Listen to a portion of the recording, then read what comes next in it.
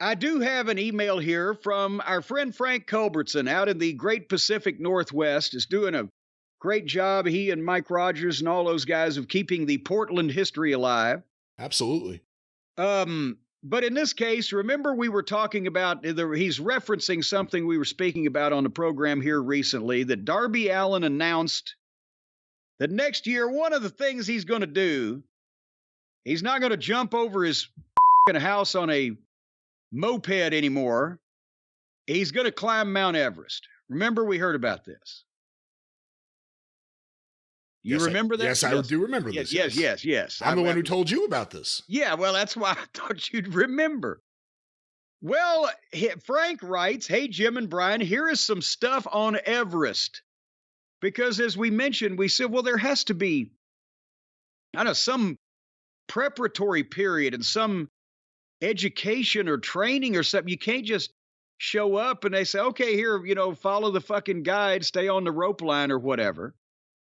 And we said, maybe, we know Darby likes to he wants to be the first wrestler to ever climb Mount Everest. And remember, you looked up, there's only been a few thousand people that have done it to begin with.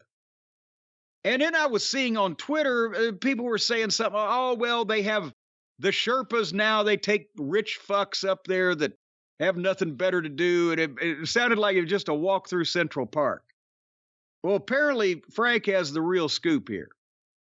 So, hey, Jim and Brian, here's some stuff on Everest. Do you think Tony Khan would allow him to try?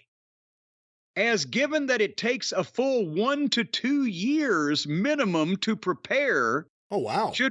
Should we assume Darby will be off TV and AEW very soon? He definitely is in shape, but not climbing shape.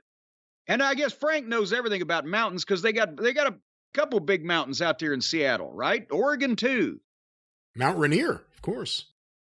I thought he was a fucking prince in Monaco. That's Prince Rainier. Did he buy the fucking mountain? No. They're buying all of our goddamn landmarks.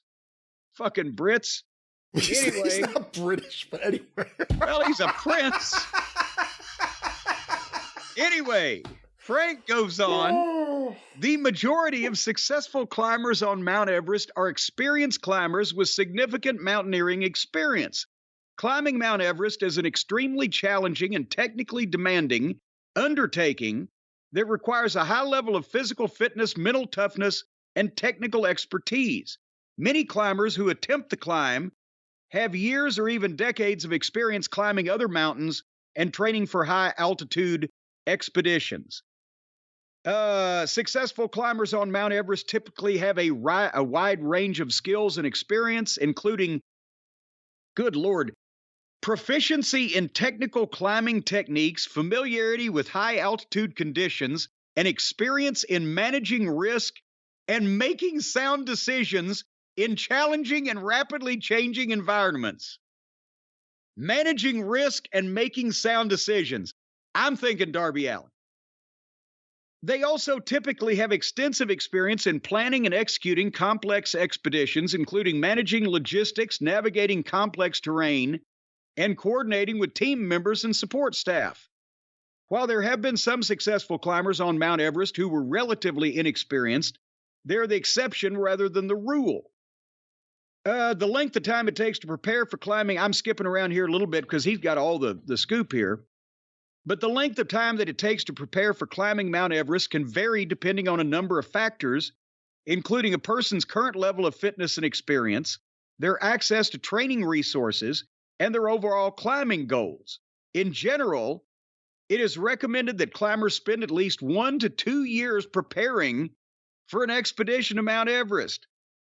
During this time, climbers will typically engage in a combination of physical training, mental preparation, and logistical planning.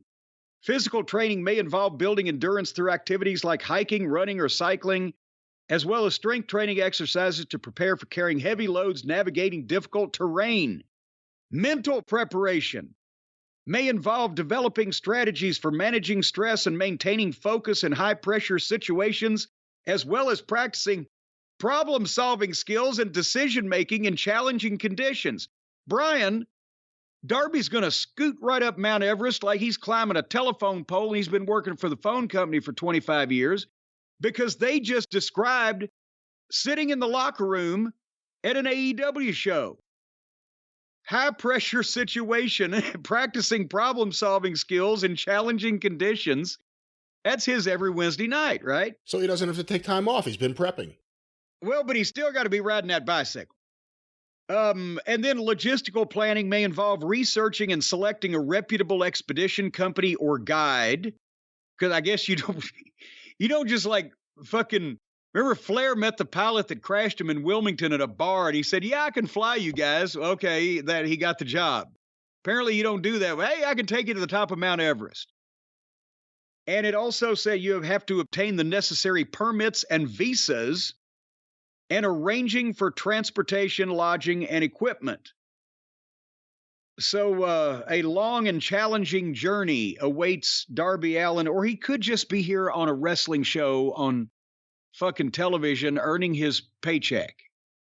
And he can climb Mount Everest when he's retired and rich, or at least just retired, which the way he abuses his body may come before rich. What do you think, Brian? You want to go to Mount Everest? I'm not interested. Let him do whatever he wants. I mean, the way Tony books, probably won't be on TV for 6 months anyway. I gave up halfway up the path to Klingman's Dome one time in the Smokies. I said, fuck it, I'm as far up as I need to be. I've got a great view from here. Anyway,